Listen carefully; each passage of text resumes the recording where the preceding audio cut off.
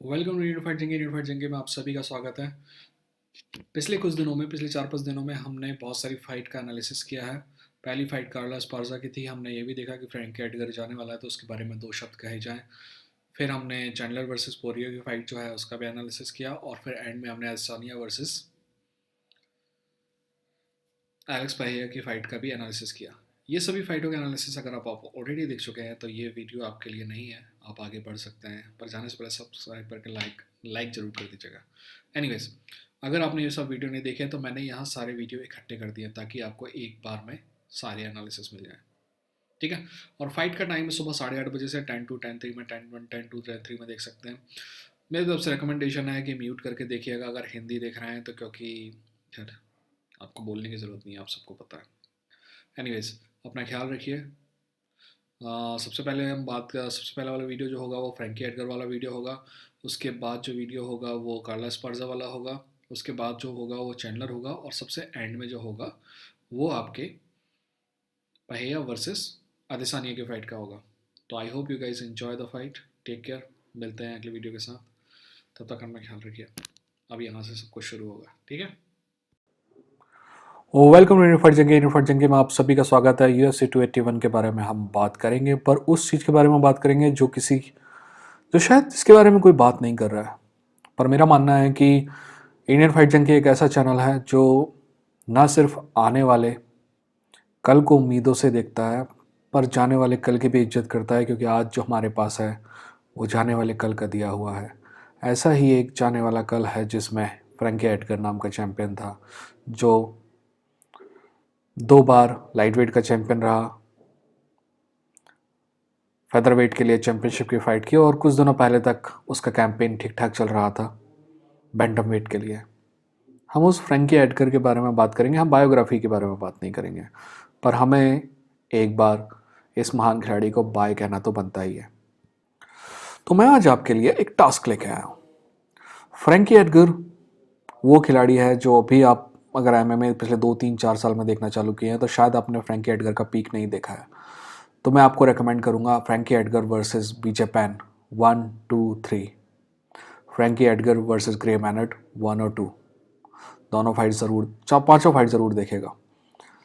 आप देखेगा कि फ्रैंकी एडगर जो अभी UFC मतलब 281 में बैंटम वेट में फाइट करेगा, उसमें वो लगता है कि बैंटम वेट है। ये लड़का ना सिर्फ बैंटम वेट बल्कि फैदर वेट से भी एक वेट ऊपर यानी कि लाइट वेट का चैंपियन रहा है, और उस लाइट वेट में भी इसने बीजे पैन जैसे लेजेंड को हराया। एक बार नहीं, 2 बार नहीं, 3 बार। आप में से कुछ लोगों को लग सकता है कि बीजे पैन कौन है। किसी बेवकूफ़ ने कुछ दिनों पहले कमेंट किया था कि बीजे पैन तो जर्नी मैन है। तो उस जर्नी मैन का मतलब तुम्हें नहीं पता है। तुम्हारे जितने भी फेवरेट फाइटर हैं ना, उनका फेवरेट फाइटर बीजे पैन है। नेट डियाज का फेवरेट फाइटर बीजे पैन, निक डियाज का फेवरेट फाइटर बीजे पैन, फ्रैंकी एडगर का फेवरेट फाइटर बीजे पैन, चेल सारेन का फेवरेट फाइटर बीजे पैन, ब्रॉक लेसनर का फेवरेट फाइटर बीजे पैन, डैनियल कॉर्मियर का फेवरेट फाइटर बीजे पैन। पता है तुम्हें इन सब का फेवरेट फाइटर बीजे पैन क्यों है? क्योंकि बीजे पैन एक परफेक्ट MMA आर्टिस्ट होता है ना, जो पहला MMA आर्टिस्ट था जिसको सब कुछ आता था, जो ना सिर्फ जूजित्सु का चैंपियन था बल्कि आपकी लाइट ऑफ कर सकता था स्ट्राइकिंग में। और उस आदमी को इसने उसके पीक में एक बार नहीं, 2 बार नहीं, 3 बार हराया। लास्ट वाली थोड़ी देर से हुई थी, बट पहले दोनों बार तो उसके पीक में हुई थी। और फ्रैंकी एडगर की ग्रे मैनट के खिलाफ फाइट आपको ये सिखाएगी कि ज़िंदगी आपको ना कठिन चीज़ें देती है। आप एक बार गिरते हैं, 2 बार गिरते हैं, पर आप गिर के उठ के वापस से फाइट कैसे कर सकते हैं, आपको सिर्फ इस फाइट में देखनी है। दोनों फाइट के पहले राउंड में है आपको ऐसा लगेगा कि फ्रैंकी एडगर की लाइट आउट हो गई है, पर फिर फ्रैंकी एडगर रिकवर करेगा और वो फाइट जीतेगा। आपको जहाँ कहीं वो फाइट मिले ज़रूर देखिएगा और ढूंढना सीखे कि कैसे फाइट ढूंढते हैं हर बार। देखिए, अगर आपके पास पैसा है ना तो भी आप सब्सक्राइब कर सकते हैं आपके UFC का जो ऐप है, क्या फाइट फाइट पास है ना, मेरे पास है सब्सक्रिप्शन। पर मेरा मानना है कि आप ढूंढिए कि फ्री में कैसे देख सकते हैं। आप जब पैसे आपके पास होंगे ना तो ज़िंदगी आसान होगी, और आप चीज़ों को आसान तरीके से, आप हर चीज़ आपको हासिल है। अगर आपके पास पैसे नहीं है, पैसे हैं तो। पर एट द सेम टाइम हर चीज़ जब आपको हासिल है ना, तो आप ज़िंदगी आसानी से जी रहे हैं, आपके सामने कोई कठिन नहीं है, और जैसी कठिनाई आएगी तो आप सरेंडर कर देंगे। पर जब पैसा नहीं है ना, तो ज़िंदगी टफ होती है। जब पैसा नहीं है ना, तो आपके पास माइक नहीं होता है, तो आप इस टाइप का माइक बनाने की कोशिश करते हैं। पर जब आपके पास पैसा होगा, तो ये जो आपने किया था ना, ये कल आपको सिखाएगा। इसीलिए आप फ्री में ढूंढिए कहाँ फाइट मिलती है और देखिए। और हो सके तो फ्रैंकी एडगर के ट्विटर में जाइए और उसको थैंक यू बोलिए। वैसे कमेंट सेक्शन में भी बोल सकते हैं, बट फ्रैंकी एडगर हिंदी के चैनल तो देखेगा नहीं, तो कोशिश करिए उसके फेसबुक में जाके उसको थैंक यू बोलिए। और अभी बोलिए उसके ट्विटर में जाके उसको फेसबुक बोलिए, और ये इंस्टाग्राम है उस पर भी जाके बोलिए। दुनिया कल को भुला देती है, पर कल की बुनियाद में ही आज खड़ा हुआ है, और आज आप जो करेंगे वो आने वाले कल की बुनियाद बनेगा। तो Frankie Edgar, thank you very much for giving us tremendous moment. We love you for your fight. We love you for your skills, and most of all, we love you for who you are. Take care, and all the best in your future endeavors. Take care. Welcome Indian fight junkie. Indian fight junkie में आप सभी का स्वागत है। आज हम बात करेंगे कार्ला एस्पार्जा वर्सेस वेरी की फाइट की। हम सबसे पहले इस बारे में बात करेंगे कि आखिर ऐसा क्यों है कि इस फाइट के बारे में मैं ज़्यादा एनालिसिस नहीं करूँगा। मैं प्रेडिक्शन ज़रूर करूँगा, बट एनालिसिस नहीं करूँगा। और इस फाइट की जो टेंजेंशियल हैं, यानी कि इस फाइट से जुड़े ऐसे पहलू हैं जिनके बारे में ना तो कोई बात करता है, ना किसी का ध्यान गया है, उस बारे में बात करेंगे। और इस बारे में भी बात करेंगे कि क्या ये फाइट कार्ला एस्पार्जा की आखिरी फाइट हो सकती है। ठीक है, इन सभी के बारे में बात करेंगे। पर बात करने से पहले सब्सक्राइब करिए, बेल आइकॉन पर क्लिक करिए। ये कॉम्बैट स्पोर्ट का सबसे बेहतरीन चैनल है इंडिया में। आगे बढ़ते हैं। सबसे पहले बात करते हैं इशू ऑफ लेजिटिमेसी की। आप थोड़ा सब्र के साथ सुनिएगा, मैं जो कहना चाह रहा हूँ उसके बाद मैं आपको बताऊंगा कि आखिर इस बारे में मैं बात क्यों कर रहा हूँ। इशू ऑफ लेजिटिमेसी यहाँ पे आता है क्योंकि इस फाइट में कार्ला एस्पार्जा है। अब समझने की कोशिश करिए।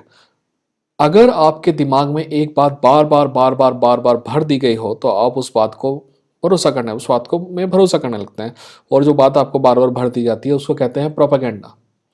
बहुत बड़े प्रोपेगेंडिस्ट ने कहा था कि जब सच जो है अपने सुबह उठ के अपने जूते के लेस बांध रहा होता है ना, तो झूठ पूरी दुनिया घूम चुका होता है। ठीक वैसा ही कार्ला एस्पार्जा के बारे में है। कार्ला एस्पार्जा को लेजिटिमेट चैंपियन नहीं मानने वालों की संख्या बहुत ज़्यादा है। उसके पीछे तरह तरह के आर्गुमेंट दिए जा सकते हैं, बट ये सारे आर्गुमेंट नॉनसेंस है। अगर आप कार्ला एस्पार्जा और रोज नामायूनेस की फाइट देखें तो आप दो निष्कर्ष पर पहुंच सकते हैं। पहला, रोज नामायूनेस जीती है। दूसरा, कार्ला एस्पार्जा जीती है। ठीक है, पर ये दोनों निष्कर्ष मायने नहीं रखते हैं। कारण बहुत सिंपल है कि जीता कोई भी हो, जजेस ने जो डिसीजन दिया है वही चैंपियन है। जैसे कि फॉर एग्जांपल मेरा मानना है कि रॉबर्ट विटेकर ने दूसरी फाइट में अदेसानिया को हराया था। बट अगर आप मुझसे पूछेंगे कि वेल्टरवेट चैंपियन कौन है, तो मैं कहूंगा कि अदेसानिया वेल्टरवेट चैंपियन। मैं ये नहीं कहूंगा कि विटेकर ने हरा दिया था इसलिए उसकी चैंपियनशिप लेजिटिमेट नहीं है, ये गलत होगा। ठीक वैसे ही अगर कोई मुझसे क्वेश्चन पूछेगा कि चैंपियन आपके फ्लाईवेट के आपके विमेंस के 115 पाउंड वेट की चैंपियन कौन है, तो मैं कहूँगा कार्ला एस्पार्जा है। क्योंकि हो सकता है कि मैं मानता हूँ कि रोज नामायूनेस जीती, वैसे मैं नहीं मानता हूँ कि रोज नामायूनेस जीती। मेरा पर्सनल विचार है कि कार्ला एस्पार्जा ही जीती। बट फिर भी अगर मैं रोज नामायूनेस को विजेता मानता हूँ तो भी वो चैंपियन नहीं है, क्योंकि जजेस ने कार्ला एस्पार्जा के टर्म पर डिसीजन दिया है। ठीक है, अब आप सोच रहे होंगे कि मैं इतनी सारी रामायण महाभारत क्यों सुना रहा हूँ। मैं इतना सब इसलिए कर रहा हूँ क्योंकि अभी अभी प्रेस कॉन्फ्रेंस खत्म हुई है। मैंने बस प्रेस कॉन्फ्रेंस 8-9 घंटे पहले ख़त्म हो गई है, पर मैंने उठने के बाद जब देखी तो प्रेस कॉन्फ्रेंस में मैंने देखा कि जब कभी कार्ला एस्पार्जा कुछ भी बोलती तो पब्लिक बू करती। आखिर ऐसा क्यों है कि वो बू कर रहे थे? इशू है कि कार्ला एस्पार्जा को उन्होंने बोरिंग फाइटर मान लिया है और ये मानते हैं कि वो लेजिटिमेट नहीं है। कल परसों के दिन जो भी फाइट जीतेगा वो चैंपियन या तो बना रहेगा या तो कोई नया चैंपियन बनेगा। पर मैं आपको बता दूं कि आज चैंपियन का एक नाम है 115 पाउंड में, और उस चैंपियन का नाम है कार्ला एस्पार्जा। ठीक है, तो मतलब, और दूसरी बात है कि ना सिर्फ वो लोग कार्ला एस्पार्जा को बू कर रहे हैं, बाकी वेली जो है उसको चीयर कर रहे हैं। बहुत अच्छी बात है, आप विदेशी फाइटर को चीयर कर रहे हैं, बट इसका मतलब ये नहीं है कि आप अपने ही फाइटर का, अमेरिकन फाइटर को बू करें। एनीवेज, थोड़ी बहुत तो लॉयल्टी होनी चाहिए, ठीक है ना। वो कहते हैं ना कि हमारा लड़का कैसा भी होगा हमारा है। एनीवेज, आगे बढ़ते हैं। अब बात करते हैं, थोड़ी देर के लिए बात कर लेते हैं कार्ला एस्पार्जा की और वेलिंग जी की। मेरा मानना है कि कार्ला एस्पार्जा, अगर ऑर्थोडॉक्स रेसलिंग की बात हो तो 115 पाउंड में और शायद 125 पाउंड में भी सबसे बेहतरीन ऑर्थोडॉक्स अमेरिकन स्टाइल रेसलर है, और इसीलिए वो यहाँ पे है। एट द सेम टाइम मेरा मानना है कि she is a very good human being, she is extremely beautiful person. और जहाँ तक चैंपियनशिप मेटल की बात है, उसमें चैंपियनशिप मेंटालिटी है। अब एक कमी क्या मैं देखता हूँ कार्ला एस्पार्जा में, एक कमी मेरे को कार्ला एस्पार्जा में नज़र आती है, वो ये है कि कार्ला एस्पार्जा एडवर्सिटी को ओवरकम नहीं करते। मैं आपको 2-3 बातें समझाने की कोशिश करता हूँ। देखिए, कार्ला एस्पार्जा का जीतने का रूटीन बहुत सिंपल है। वो लोगों को ग्राउंड पे लेके जाती है, ग्राउंड एंड पाउंड करती है, और that's how she wins.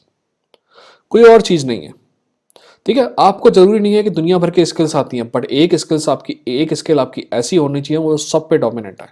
For example हबीब की रेसलिंग, इसका मतलब ये नहीं है कि हबीब की स्ट्राइकिंग बुरी थी, ठीक है, पर कहने का मतलब है कि सिर्फ अगर उसके पास एक ही स्किल रहती ना, तो भी वो उससे काम चल पाता है, क्योंकि वो उसके पास टेक डाउन बहुत शानदार है और ग्राउंड एंड पाउंड शानदार है ना, और ग्राउंड से खतरनाक तरीके से सबमिट कर सकता है। ये सारे गुण कार्ला में है। बट जब आपके जीने का तरीका एक ही हो जाता है ना, जैसे ही उस तरीके को चेंज किया जाता है, यानी कि अगर जब कभी कार्ला को लगता है ना कि वो टेक डाउन नहीं कर सकती, यानी कि सामने वाले का टेक डाउन डिफेंस बेहतर है, तो कार्ला दिक्कत में आ जाती है और उस एडवर्सिटी को ओवरकम नहीं कर पाती है। ये मैंने 3-4 फाइट में देखा है, तो ये कमी है। अब वेली की बात, जेंग वेली की बात कर लेते हैं। जेंग वेली की बात कर, पहली बात तो यह है कि जेंग वेली को मैं आपको पहले बता चुका हूँ कि दूसरों से ज़्यादा चांस मिलते हैं, क्योंकि शी इज़ चाइनीज़, और यूएफसी को चाइना में एक्सपांड करना है, that's all. But she is a great fighter and she is great everywhere, on ground, on striking, she is great. At the same time मैं उसका फ़ैन नहीं था पहले, बट योआना की फाइट के बाद ना, उससे पहले वो अनडिफीटेड थी, उसके बाद भी अनडिफीटेड थी, बट जब जब तक रोज़ का नॉकआउट नहीं हुआ था तब तक वो अनडिफीटेड थी। बट मेरे को लगता है कि उस हार के बाद, योआना की फाइट और उसके बाद रोज़ के हार के बाद, उसके सर से वो जो जीरो है ना, 20-20-0, 21-0, 25-0 वाला जो जीरो है ना, उसका बोझ उतर गया। She comes out as a very genuine human being. मैं बता रहा हूँ आपको, मैं उसको कम से कम नहीं तो 10 फाइट से देख रहा हूँ। इवन इससे पहले जब यूएफसी में नहीं थी तब भी देख रहा था, पर मैंने उसको हंसते हुए नहीं देखा था। But she smiles after it was Namajunas fight, क्योंकि शायद वो बोझ हट गया है। She comes out as a very jolly human being, very genuine human being, है ना। तो ऐसे मतलब ह्यूमन बीइंग को आप चीयर करने का आपका मन करता भी है। ठीक वैसे ही जैसे कि कार्ला एस्पार्जा दुनिया में आपको सबसे बेहतरीन फाइटर ना हो, but she comes out as a very sweet human being, आपको उसको चीयर करने का मन करता है। अब मैं उस बात पे आता हूँ कि मैं इस फाइट का एनालिसिस क्यों नहीं करने जा रहा हूँ। बात बहुत सिंपल है। कार्ला एस्पार्जा और जेंग वेली में, जेंग वेली कार्ला एस्पार्जा से हर स्किल में बेहतर है, हर स्किल में। ऑर्थोडॉक्स रेसलिंग का यह मैच नहीं है, यहाँ पे एमएमए रेसलिंग लगती है, और मेरा मानना है कि वेली एमएमए रेसलिंग में भी कार्ला से बेहतर है। मेरा ऑनेस्टली मानना है कि ये फाइट वन साइडेड होने वाली है। पर कार्ला एस्पार्जा जैसे जो लोग हैं ना, उनकी एक आदत होती है, वो मेरे जैसे लोगों को ना टाइम टाइम पे गलत साबित करते रहते हैं। देखते हैं कि कार्ला एस्पार्जा मुझे इस बार गलत साबित करेगी कि नहीं करेगी, वक्त ही बताएगा। UFC 281 सुबह 8:30 बजे से है, तो आप थोड़ा सोच सकते हैं। मिलते हैं अगले वीडियो के साथ। अगला वीडियो चैंडलर पे बनाएं या फिर डैन हुकर पे बताएं, कमेंट सेक्शन में बताइएगा, ठीक है। और मैंने एक लिंक दिया है, अगर आप सोशल और पॉलिटिक्स, वर्ल्ड पॉलिटिक्स में थोड़ा बहुत ध्यान है आपका, तो वो वीडियो आप जरूर देखिएगा। मैं कमेंट सेक्शन में सबसे ऊपर डाल दूंगा उसको, ठीक है।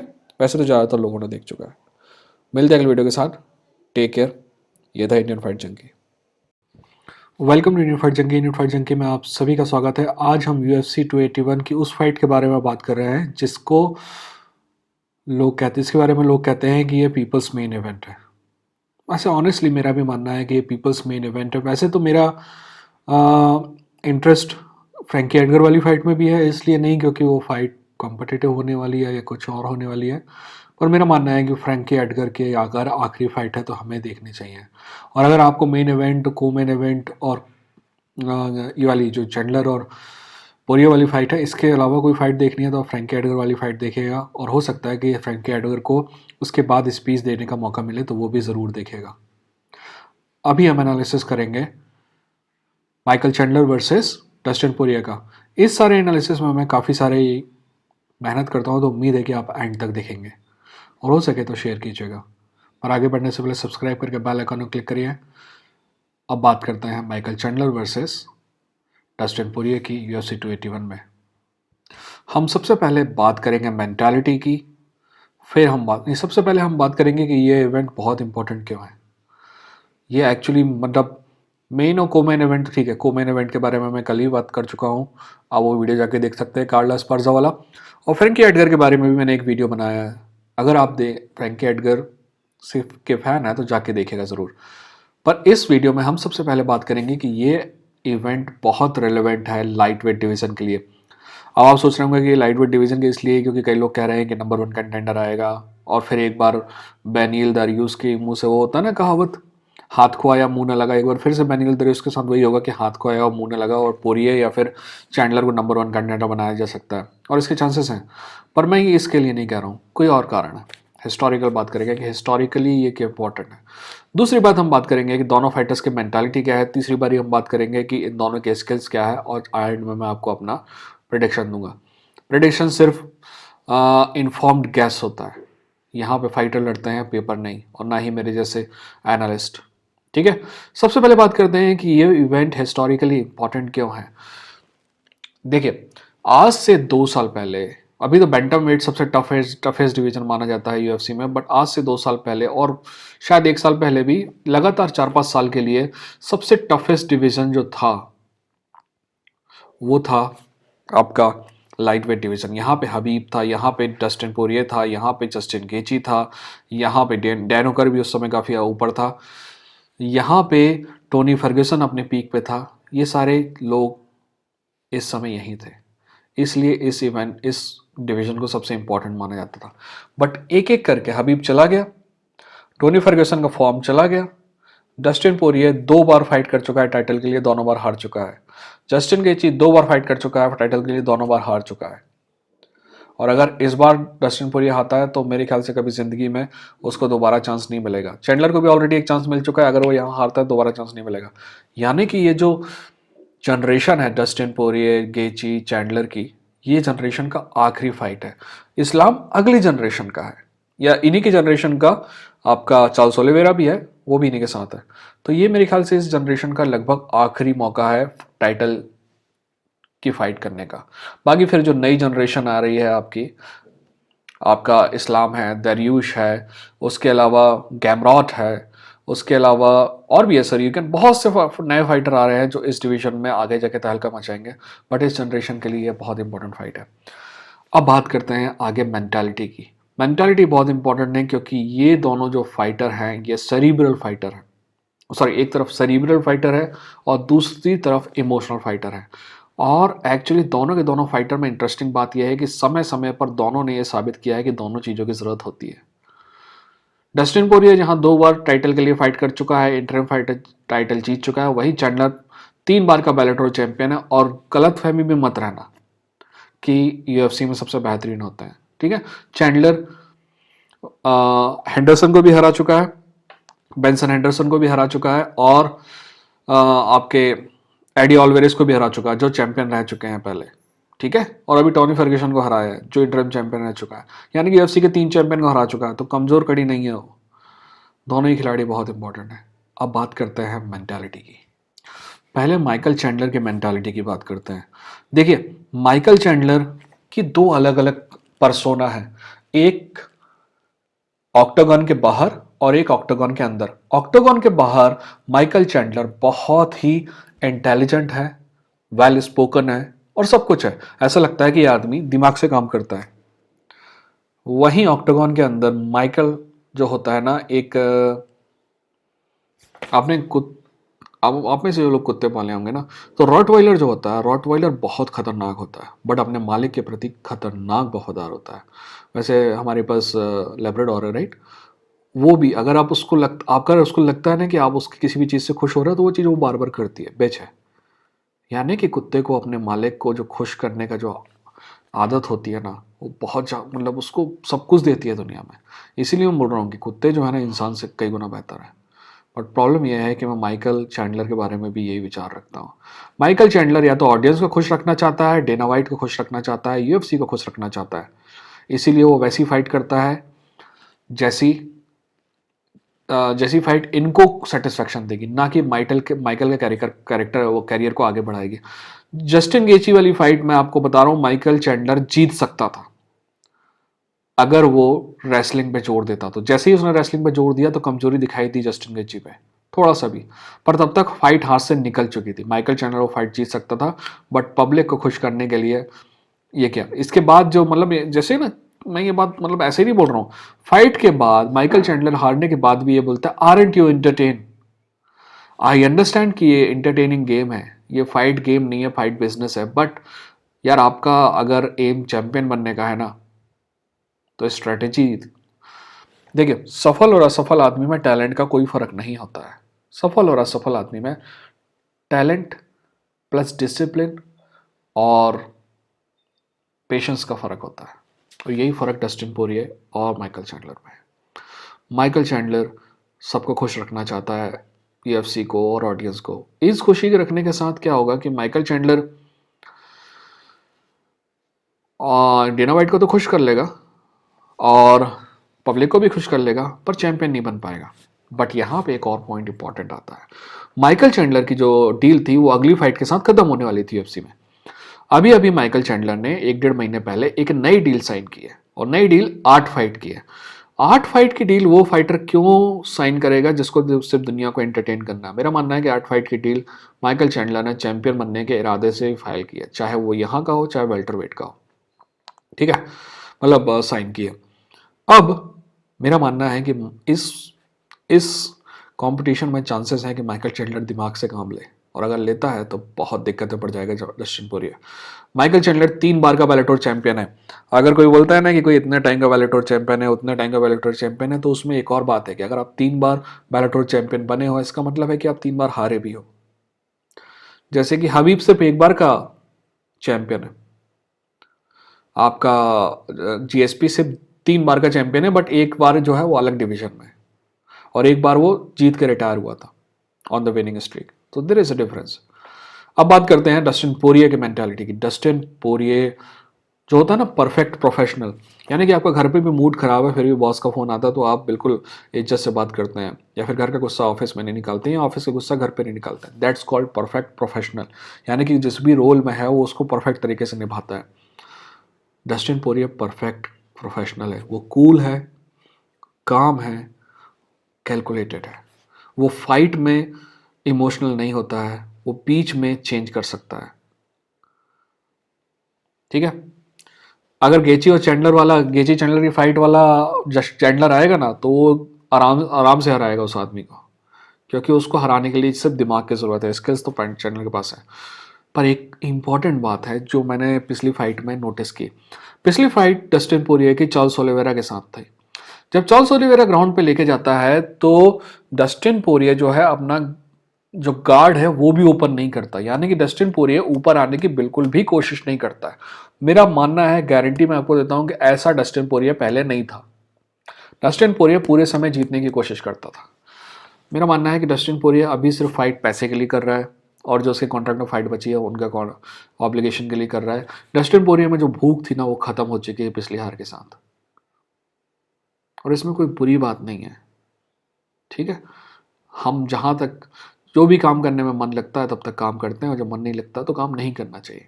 डस्टिन पोरिया का काम खत्म हो गया है, मन लगना खत्म हो गया है, पर अभी वो फाइट कर रहा है क्योंकि उसको पैसे चाहिए कुछ चीज़ों के लिए, और अच्छी बात है। फाइटर का कैरियर बहुत लिमिटेड होता है, इसमें ज़्यादा से ज़्यादा पैसे कमाएं ताकि आप बाकी की ज़िंदगी में उपयोग कर सकें। तो इकलौती प्रॉब्लम है कि मेरे को मोटिवेशन की बहुत कमी लगती है। अब स्किल्स की बात कर लेते हैं। सॉरी भाई, लंबा इसलिए हो जाता है क्योंकि मैं बहुत सी चीज़ें इकट्ठी करके लाता हूँ।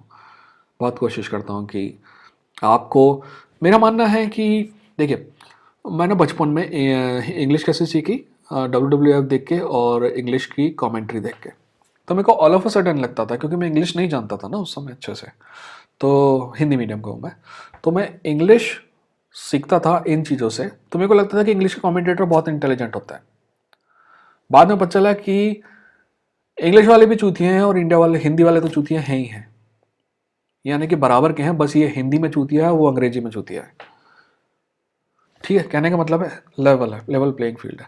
पर जब मैं MMA के इंडियन चैनल देखता हूँ ना, हिंदी चैनल देखता हूँ, तो मुझे लेवल अलग ही नज़र आता है कि इंग्लिश के, इवन थोड़ी बहुत फ्रेंच बोल लेता हूँ, इवन फ्रेंच, जबकि फ्रांस में इतना पॉपुलर नहीं है स्पोर्ट, फिर भी जो दूसरे चैनल, दूसरी भाषाओं के चैनल हैं, उनका लेवल ये है और इंडिया का लेवल ये है।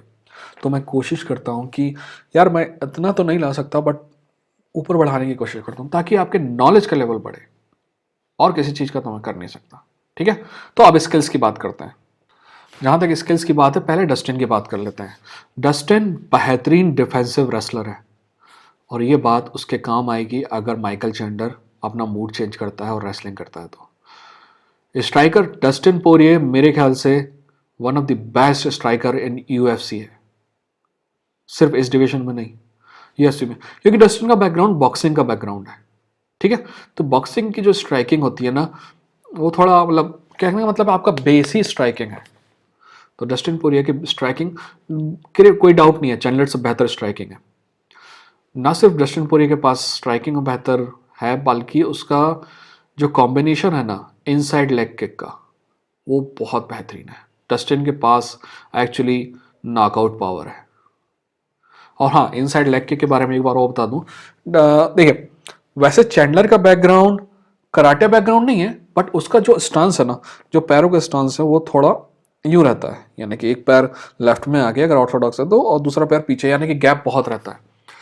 इस गैप को डस्टिन पोरिया अपने किक से बहुत गंदे तरीके से एक्सप्लॉइट कर सकता है, मतलब ऐसे कि बिल्कुल, मतलब फेल कर दे डस्टिन, मतलब चैंडलर की सारी स्ट्रेटेजी को। इसीलिए इसीलिए ये हो सकता है कि स्ट्राइकिंग में चैंडलर इतना पिछड़ जाए कि उसको रेसलिंग करनी पड़े।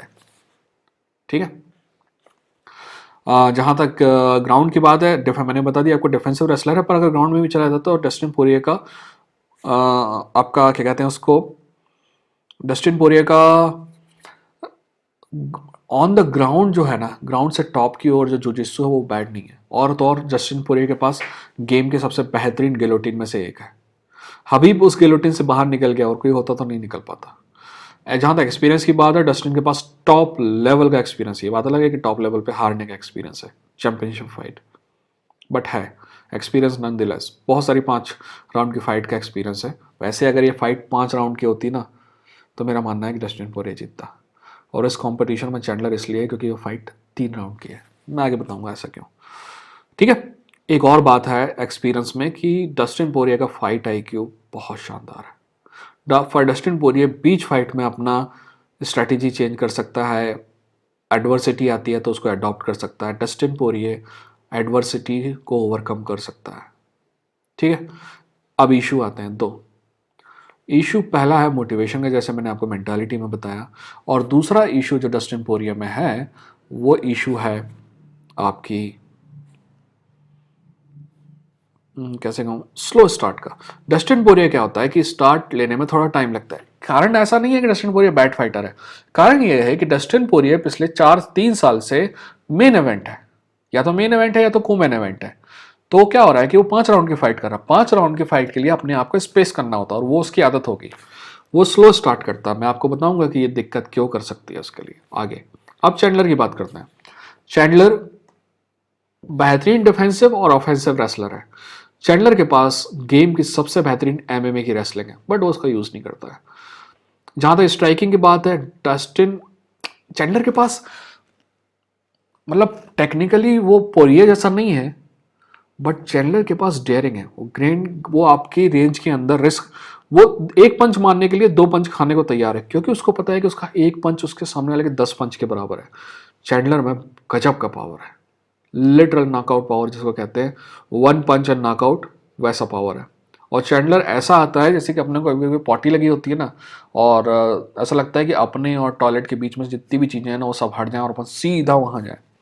तो चैंडलर ऐसा आता है पहले राउंड में कि जैसे उसको पॉटी लगी हुई है और जब फट से फाइट खत्म करके वापस पॉटी करने जाना है। ठीक है, एनीवेज मतलब समझ रहे हैं ना कितने तेजी से आता है। जहाँ तक जुजित्सु की बात है, चैंडलर का जुजित्सु डस्टिन पोरिये से बेहतर है। मैं रेसलिंग में डस्टिन पोरिये किसी भी लेवल पे चैंडलर के सामने नहीं टिकता है। जहाँ तक एक्सपीरियंस की बात है, चैंडलर के पास भी टॉप लेवल का एक्सपीरियंस है, मैं आपको पहले ही बता चुका हूँ उसकी फाइट जो बहुत इंपॉर्टेंट है। अब जो कमी है चैंडलर में वो ये है कि आप या तो फाइट जीतने की कोशिश करते हो या ऑडियंस को खुश करने की कोशिश करते हो, और चैंडलर जो है ऑडियंस को खुश करने के चुनाव करता है, पर अगर वो फाइट जीतने की कोशिश करे तो दिक्कत में पड़ जाएगा डस्टिन पोरिये। अब एक और कमी, मैंने आपको बताया कि वो बिल्कुल ऐसा बहुत तेज़ी से आता है फर्स्ट राउंड में ही पहले ही। तो ये जो तेज़ी है ना, ये एक तरफ चैंडलर को बहुत मजबूत बनाती है कि पोरिये स्लो है, चैंडलर बहुत ज़्यादा तेज़ है, तो चैंडलर के जीतने के चांसेस पहले राउंड में बहुत ज़्यादा है, बहुत ज़्यादा। बट अगर पहला राउंड आपका सरवाइव कर लेता है डस्टिन पोरिये, तो जैसे जैसे राउंड ऊपर जाता है चैंडलर गैस करने लग जाता है।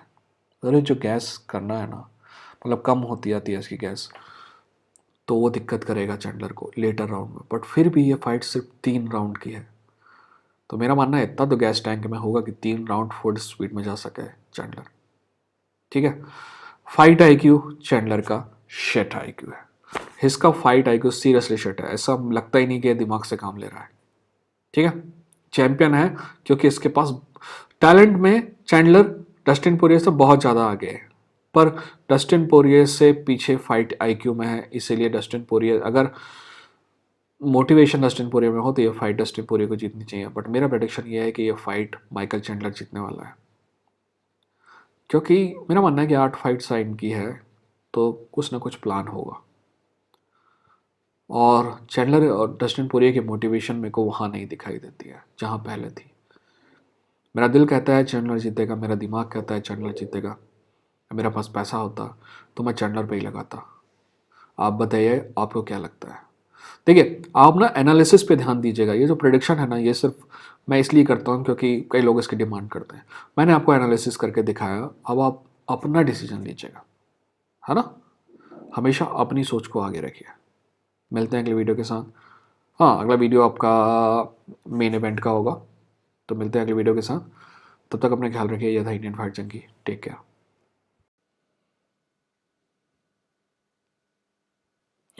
Welcome to Indian fight junkie. Indian fight junkie में आप सभी का स्वागत है। ये fight Israel Adesanya versus Pereira की जो फाइट है, मेरे ख्याल से इस साल की सबसे बोरिंग फाइट में से एक होने वाली है, या फिर इस साल के सबसे बेहतरीन फाइट में से एक होने वाली है। अगर बोरिंग फाइट में से एक होने वाली है तो इजराइल अदेसानिया जीतेगा, बट अगर इंटरेस्टिंग फाइट में से एक होने वाली है तो परेरा जीतेगा। या तो डिसीजन होगा और इजराइल अदेसानिया जीतेगा, या तो नॉकआउट होगा और परेरा जीतेगा, पहेया जीतेगा, सॉरी। आप मैं हम सभी को लगता है कि हम बहुत अनबायस्ड हैं, हम चीज़ों को सही तरीके से देखते हैं, पर ऐसा नहीं होता है। हम कहीं ना कहीं बायस्ड होते हैं। इसीलिए हम सबसे पहले बात करेंगे कि ये जो मीडिया है वो इस फाइट को कैसे देख रहा है और आखिर क्यों वो गलत है। और फिर हम बात करेंगे कि इजराइल अदेसानिया कहाँ बेहतर है परेरा से, और कहाँ पे पहेया बेहतर है इजराइल अदेसानिया से। और फिर बात करेंगे कि कौन जीतेगा कौन हारेगा, किस सर्कमस्टांसेस में कौन जीतेगा और किस सर्कमस्टांसेस में कौन हारेगा। ठीक है, इन सब चीज़ों के बारे में बात करेंगे, पर बात करने से पहले सब्सक्राइब करिए, बेल आइकन को क्लिक करिए, क्योंकि ये एमएमए का सबसे बेहतरीन चैनल है और ये मेरी गारंटी है।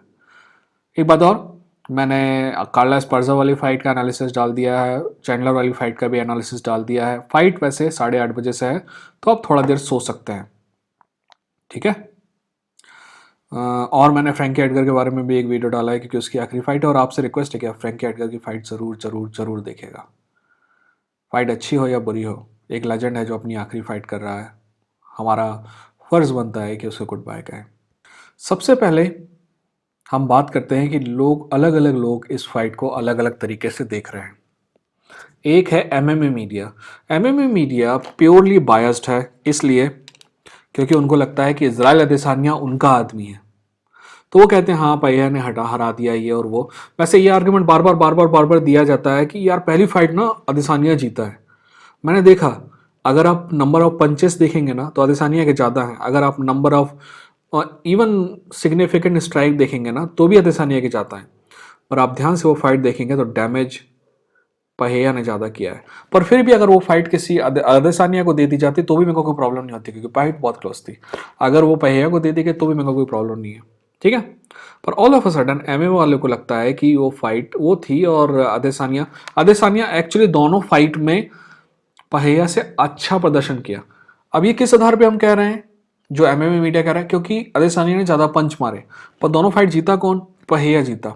अगर सिर्फ फाइट के रिजल्ट को देखेगा तो आप उस तरफ बायस होंगे कि पहिया अच्छा था, पर अगर एक्चुअल फाइट देखेंगे आप तो समझ में आएगा कि यार पहिया ने नॉकआउट किया और दूसरी बार मतलब एक बार डिसीजन भी जीता, बट ज़्यादा अच्छा प्रदर्शन अदेसानिया कर रहा था। तो वो लोग जो पहिया का पक्ष लेते हैं वो अदेसानिया का प्रदर्शन भूल जाते हैं, और वो लोग जो अदेसानिया का पक्ष लेते हैं वो पहिया की पावर भूल जाता है, ठीक है।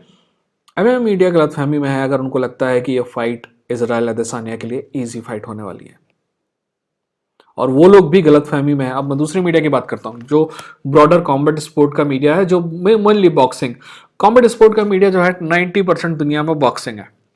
तो जो ग्रेटर मतलब जो बॉक्सिंग का मीडिया है उसको लगता है कि भैया जीतेगा, क्योंकि वो तो किक बॉक्सिंग में हरा दिया, और उनके हिसाब से बॉक्सिंग तो स्वीट साइंस है, राइट। बॉक्सिंग से तो अच्छा कुछ हो ही नहीं सकता, और किक बॉक्सिंग यानी बॉक्सिंग का छोटा भाई, यानी कि वो जो अच्छा है तो वो होना चाहिए, तो वो भी अंधे हैं। क्योंकि चाहे वो, मैं ऑनेस्टली बोलता हूँ, अगर टेक्निकली हो तो स्ट्राइकिंग में आदेसानिया बेहतर है। अभी जो काउंटर स्ट्राइकिंग वाला जो दौर चल रहा है ना, उसको भी छोड़ दिया जाए तो भी पुराने उसमें भी आदेसानिया बेहतर है। पर फिर जब एमएमए मीडिया देखता है तो वो पहिया को सिर्फ वो 2 फाइट देखता है और भूल जाता है। आप पहिया की सारी स्ट्राइकिंग फाइट देंगे तो इसके बाद भी, मैंने क्या बताया, अगर आपने देखा होगा कि मैंने पहिया ने ना सिर्फ अदेसानिया को हराया है, बल्कि उन 2 लोगों को और हराया है जिन्होंने भी अदेसानिया को हराया है। आप मेरा पॉइंट समझ रहे हैं? यानी कि 2 फाइटर ऐसे हैं जिसने ए ने बी को हराया है, और बी को हराने वाले 2 और जो फाइटर है ना, सी और डी, उनको भी ए ने हराया है। तो अदेसानिया बहुत बेहतरीन टेक्निकल स्ट्राइकर दिखाई देता है उसमें, पर फर्क यह है कि अदेसानिया स्ट्राइकिंग छोड़ के एमएमए में आ गया, और पहिया अगले 4 साल तक स्ट्राइकिंग में ही बने रहा। पहिया ने ना सिर्फ मिडिल वेट चैंपियनशिप जीती बल्कि लाइट वेट चैंपियनशिप जीती, और चैंपियन बनकर रिटायर हुआ। मतलब वहां से अभी रिटायर हुआ है कि नहीं हुआ, बट लास्ट फाइट ऐसी थी। अब, और जबकि इसराइल की लास्ट फाइट तो पहिया के साथ ही थी। अब ये जो चीज है ना, एमएमए मीडिया ऐसा देख रहा है, अब लोगों को समझ में आ रहा है, घंटा समझें क्या हो क्या रहा है यहाँ पे, what the fuck is going on. तो वो मैं समझाने की कोशिश करता हूँ, पर एक बात और मैं करना चाहता हूँ। आप देखते हैं ना, पेंडुलम स्विंग होता है 90 डिग्री, 270 और 90, 270, 190 और 180, सॉरी 270, 90 और 80। पेंडुलम ऐसा स्विंग होता है, ये एक्सट्रीम है, दूसरा एक्सट्रीम ये है। अब आप समझने की करिए, ये जो 2 एक्सट्रीम है ना, ये दोनों के हालात हैं। पहिया अपनी पूरी जिंदगी में फाइट, मेरे को इधर देखना पड़ता है क्योंकि मेरा दूसरा काम है, सॉरी।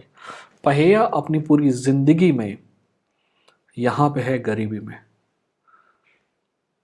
ठीक है, और वो ऊपर आने की कोशिश कर रहा है इस साइड। वहीं इजराइल जो है, इजराइल नाइजीरिया में जरूर पैदा हुआ, पर इजराइल कभी भी गरीब नहीं था। इजराइल जो है अमीर फैमिली थी, जो अफोर्ड कर सकती थी न्यूजीलैंड जाना, तो वो न्यूजीलैंड गए। आप समझ रहे हैं दोनों में फर्क, ठीक है। यानी कि इजराइल ने एडवर्सिटी अपनी ज़िंदगी में कम सही है। वहीं पहिया जो है पूरी ज़िंदगी भर एडवर्सिटी सहन करते आया है। अब इस फाइट के बारे में बात करते हैं। इस फाइट में भी यही चीज़ है, इन दोनों की जो पुरानी फाइट है वहाँ पे एडवर्सिटी को ओवरकम किया है पहिया ने। पहिया को, आपको पता है जब बॉक्सिंग कर रहा हूँ तो क्या होता है कि एक एक स्टांस से मैं आपको बताता हूँ, एक पर्टिकुलर जगह पे, एक पर्टिकुलर जगह में, शायद सेकंड राउंड था दूसरी फाइट का, पर्टिकुलर जगह पे पहिया, मतलब जो बॉक्सिंग ग्लव्स हैं वो बड़े रहते हैं, तो पहिया का एक जो आपका जो ब्लॉक करने के लिए एक हाथ है उल्टा वाला वो यहाँ पे है, और दूसरा हाथ जो है वो चिन के नीचे है, क्योंकि इसराइल इस साइड है ना। तो क्या होगा कि अगर वो मारेगा तो यहाँ से रुक जाएगा, और अपर कट का जो डर है वो यहाँ से रुक जाएगा, right, perfect defence. But Israel Adesanya बहुत तेज है, तो वो क्या करता है यहाँ से यहाँ आ जाता है, और जब वो यहाँ से एकदम यहाँ आता है ना तो उसको ये वाला हिस्सा पूरा खाली मिलता है, और इसराइल अदेसानिया अपनी पूरी ताकत से इस साइड मारता है पहिया की, और ये इवेंट मेरे को बहुत कुछ सिखाता है। अब जब यहाँ पे इसराइल मारता है तो पहिया का क्या होता है पता है, पहिया ऐसी मुंडी करता है और फिर फाइट करना चालू कर देता है। कहने का मतलब ये है कि पहिया को घंटा फर्क नहीं पड़ता इसराइल के पावर से, ये इंपॉर्टेंट है। ये फर्क नहीं पड़ता है कि आप किसी को कितने बार मारते हैं, फर्क ये पड़ता है कि आप कितना डैमेज करते हैं। हाँ, जहाँ तक मेरे को जजिंग की प्रॉब्लम है, जजिंग में भी यहाँ पे चाहे ना चाहे जजेस थोड़े से बायस हो सकते हैं, पर होंगे कि नहीं होंगे ये गारंटी तो नहीं दे सकता, बट हो तो सकते हैं। खैर आगे बढ़ते हैं, पहले बात करते हैं कि इज़राइल अदेसानिया कहाँ पे बेहतर है पहिया से, फिर बात करेंगे कि पहिया कहाँ पे बेहतर है इजराइल से, क्योंकि इन दोनों की अलग अलग टेक्निक की बात करने की ज़रूरत है ही नहीं। ये दोनों किक बॉक्सर हैं, तो हम कहेंगे कि ये ग्राउंड में अच्छा, घंटा किसको पता है कि ग्राउंड में कौन अच्छा है। इजराइल अदेसानिया को ग्राउंड में हम जब भी देखे हैं, अगर भारी आदमी, दो बातें आप समझने की कोशिश करना, कोई भी आदमी इजराइल अदेसानिया को ज़्यादा देर तक ग्राउंड पर नहीं रख पाया है, और ग्राउंड पर रख भी पाया है तो ज़्यादा डैमेज नहीं कर पाया है। पर फर्क है, अगर भारी आदमी इजराइल अदेसानिया के ऊपर आके बैठता है ना यूं, तो इजराइल अदेसानिया ज़्यादा कुछ नहीं कर पाता है, पूरे समय ग्राउंड पर रहता है, भले ही ज़्यादा डैमेज नहीं होता है बट पूरे समय ग्राउंड कंट्रोल होता है। अब मैं ग्राउंड कंट्रोल के बारे में बात करूंगा, क्योंकि वैसे रवि अगर तुम ये मैच देख रहा हो तो कमेंट में लिखने का, क्योंकि मुझसे तुमसे बात करनी है, राइट। तुम्हारे पास मेरा नंबर है, मेरे को व्हाट्सएप करो, बहुत इंपॉर्टेंट है। खैर, तो मैं आपको बात करूंगा कि डैमेज, मतलब ग्राउंड में डैमेज और ग्राउंड कंट्रोल में आजकल जो एम्पायरिंग में बहुत घपले हो रहे हैं उस बारे में बात करूंगा। बट मेरा मानना है कि अगर इजराइल अदेसानिया के बराबर वेट वाला आदमी होता है ना तो इजराइल अदेसानिया ग्राउंड में सटाक से उठ जाता है, बट अगर थोड़े से हैवी वेट वाला होता है ना तो इजराइल अदेसानिया दबा बैठा रहता है। एग्जाम्पल ब्लाहोविच, और आप साइज देखना पहिया का, मेरे ख्याल से पहिया अगर ग्राउंड पे ले जाता है तो दबा के रख सकता है। अब बात हम आगे करेंगे कि पहिया ग्राउंड पे ले जाएगा भी कि नहीं ले जाएगा, है ना। एक और बात बहुत इंटरेस्टिंग है, आप इसराइल की फाइट देख लो, सिल्वा के साथ देख लो, ब्रंसन के साथ देख लो, विटेकर के साथ देख लो, इसराइल थोड़ा बड़ा नजर आता है अपने सारे अपोनेंट से इस डिवीजन में, पर पहिया के सामने इसराइल बड़ा नजर नहीं आता है। इसराइल के पास एक और चीज है, इसराइल क्योंकि बहुत एलीट बॉक्सर है इसीलिए ये चीज इंपॉर्टेंट है, इसराइल के पास हमेशा रीच का एडवांटेज होता है, पर इस बार उसके पास रीच का एडवांटेज नहीं है। ठीक है, तो हम कहाँ थे, हम बात करते हैं कि ऐसी कौन सी चीज़ है जो इसराइल के पास पहिया से बेहतर है। हम उन सारी डिटेल में नहीं जाएंगे कि और क्या क्या है क्या नहीं है ना। तो सबसे पहली बात तो आप समझिए कि इसराइल पहिया से बेहतर टेक्निकल स्ट्राइकर है। फ़र्क बहुत सिंपल है, इसराइल ज़िंदगी के 14 साल की उम्र थी, 14 भी नहीं, शायद मेरे ख्याल से 11 साल की उम्र से स्ट्राइकिंग चालू किया है ना, क्योंकि उसके पास पर्सनल ट्यूटर थे। वहीं पहिया ज़िंदगी में 22 साल के उम्र में उसने सब कुछ चालू किया। वैसे मैंने पहिया की बायोग्राफी बनाने की कोशिश की है, बहुत मतलब मेरा मानना है कि ठीक ठाक बनी है, आप लोग ज़रूर देखेगा। खैर, जो पहिया की स्ट्राइकिंग है वो एलीट लेवल की, मतलब कहने का मतलब है टेक्निकली एलीट नहीं है, वहीं इसराइल की अदेसानिया टेक्निकली है, ठीक है, मोर टेक्निकल है पहिया से। तो अब ये मान के चलिए कि जो स्ट्राइकिंग डिफरेंशियल है वो हमें इसराइल के पक्ष में ही रहेगा। ठीक है, अब दूसरी बात करते हैं कि रेसलिंग, जहां तक हमको पता है कि इसराइल के पास बेहतरीन टेक डाउन डिफेंस है, और दूसरी बात जो इसराइल के पास है वो है कि इजराइल चाहे तो लोगों को ग्राउंड पे ले जा सकता है, एक आध दो बारी हमने देखा है, बट ले जा सकता है, ठीक है। और एक चीज जो हमको इसराइल मतलब हम पर ये ले जा सकता है, पर हम क्या ये कह सकते हैं कि पहले मैंने बताया कि उसकी स्ट्राइकिंग पहिया से बेहतर है। अब रेसलिंग में क्या हम ये कह सकते हैं कि इसराइल की रेसलिंग पहिया से बेहतर है? हमको नहीं पता, क्योंकि हमने पहिया की रेसलिंग देखी नहीं है। अब हम ये नहीं कह सकते कि पहिया यार नया नया लौंडा है, उसको तो रेसलिंग नहीं आएगी। वैसे अजम्पशन तो यही होना चाहिए, बट वो ग्लोवर तिशारा के अंदर है, और ग्लोवर तिशारा के पास पूरे एमएमए का सबसे बेहतरीन ग्राउंड गेम है, ठीक है। हो सकता है आप लोग नहीं करेंगे। तो डिफेंसिव रेसलिंग है, बट क्या पहिया से बेहतर है? I don't know. पहिया की बात करते हैं। पहिया के पास एक चीज़ है जो इजराइल के पास नहीं है, विल टू ओवरकम एडवर्सिटी। पहिया ने कई बार ये साबित करके दिखाया है कि वो एडवर्सिटी को ओवरकम कर सकता है, बार बार कर सकता है। इजराइल ने ये बात साबित नहीं की है। और इजराइल के पास अगर टेक्निक है तो पहिया के पास पावर है, और पावर क्या है? सुपर पावर है। एक और चीज़ जो हमको नहीं पता है, हमें नहीं पता है कि रेसलिंग कैसी है पहिया की। मतलब मैंने उधर भी कहा था और इधर भी कह रहा हूँ, तो इसलिए हम ये नहीं बता सकते कि उसकी रेसलिंग इसराइल से बेहतर है या नहीं है। अब मेरा मानना है कि हम सबके दिमाग में ये बात भर दी गई है कि दो सिनारियो हैं, तो हम दो सिनारियो की बात करेंगे। अब मैं फाइट की बात करूँ कि फाइट अगर होगी तो कैसे होगी, अगर ऐसा होगा तो क्या होगा, और वैसा होगा तो क्या होगा, ठीक है। हम दो सिनारियो की बात करेंगे, और उन दोनों सिनारियो के अंदर भी दो और सिनारियो ए बी हैं, ठीक है। इन सब के बारे में बात करेंगे। सॉरी दोस्त, अगर लंबा हो जाता है तो मैं क्या करूँ, मैं चाहता हूँ कि आपके पास सारी की सारी इन्फॉर्मेशन होगी ना, तो आप फाइट को उतना एंजॉय कर पाएंगे, है ना। दो सिनारियो जो हमारे सामने हैं वो बहुत सिंपल है। पहला, अगर इजराइल अदेसानिया या फिर पहिया रेसलिंग को इंट्रोड्यूस करेंगे अपनी फाइट में, या फिर वो बिना रेसलिंग के फाइट करेंगे, यानी कि एक और kick boxing fight, fight number 3। पहले हम बात करेंगे अगर किक बॉक्सिंग फाइट होती है तो, यानी कि रेसलिंग नहीं होती है। फिर बात करेंगे कि अगर रेसलिंग होती है तो, ठीक है। सबसे पहले अगर रेसलिंग नहीं होती है ना, तो आपको साफ नज़र आएगा फ़र्क इजराइल अदेसानिया की बेहतर टेक्निक में, और पहिया जो है घुसने की कोशिश करता है पहिया रेंज में, बट इजराइल अदेसानिया की टेक्निक उसको हर बार मात देगी। आप देखेंगे कि इजराइल अदेसानिया के जो डिफरेंशियल है नंबर ऑफ पंचेस का, वो हमेशा पहिया से ज़्यादा रहेगा, यानी कि 10-8। आप देखेंगे कि पहला राउंड शायद इजराइल अदेसानिया जीते, दूसरा राउंड इजराइल अदेसानिया जीते, तीसरा राउंड इजराइल अदेसानिया जीते, चौथा, पांचवा, छठवा, सारे राउंड इजराइल अदेसानिया जीते अगर वो रेसलिंग को इंट्रोड्यूस ना करे तो, और वो सारे राउंड जीतने के बाद डिसीजन से फाइनली जीत जाए, ठीक है। पर इस सिनारियो में एक पेन है, इजराइल अदेसानिया को सारे राउंड जीतने हैं, ये कम से कम 3 राउंड जीतने हैं।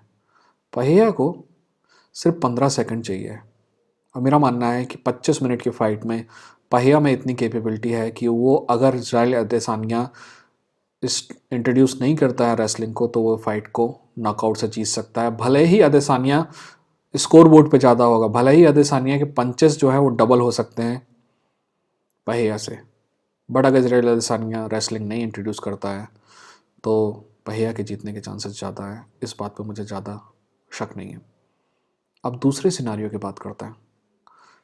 अगर रेसलिंग इंट्रोड्यूस होती है मैच में, यानी कि एमएमए का फाइट होती है। अब इस सिनारियो जो नंबर 2 है, इसमें दो और सिनारियो हैं।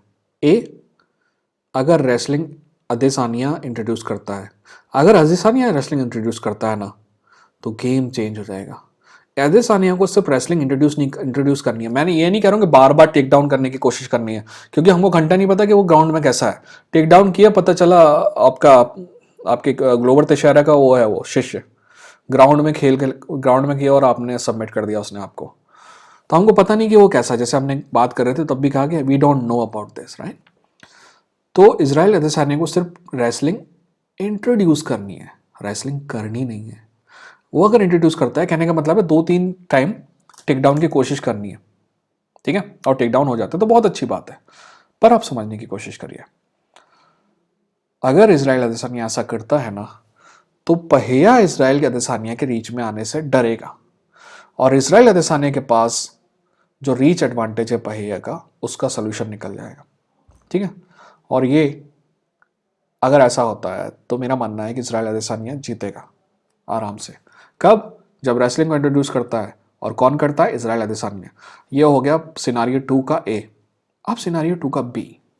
सिनारियो 2 का बी है दोस्त कि अगर इजराइल अदेसानिया ने, और सॉरी, अगर स्ट्राइकिंग जो रेसलिंग है इंट्रोड्यूस पहले किसने कर दी?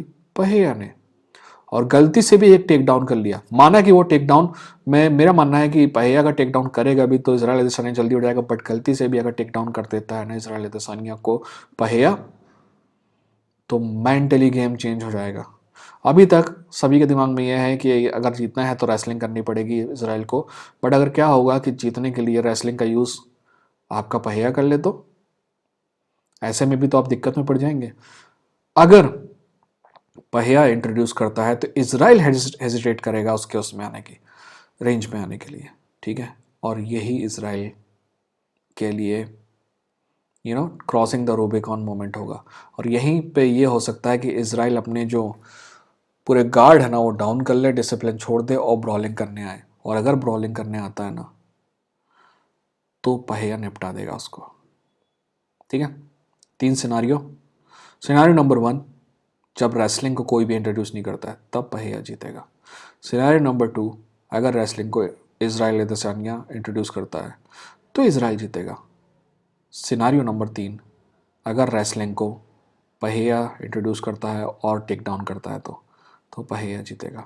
3 सिनारियो हैं, 3 में से 2 सिनारियो में पहिया जीत रहा है मेरे हिसाब से।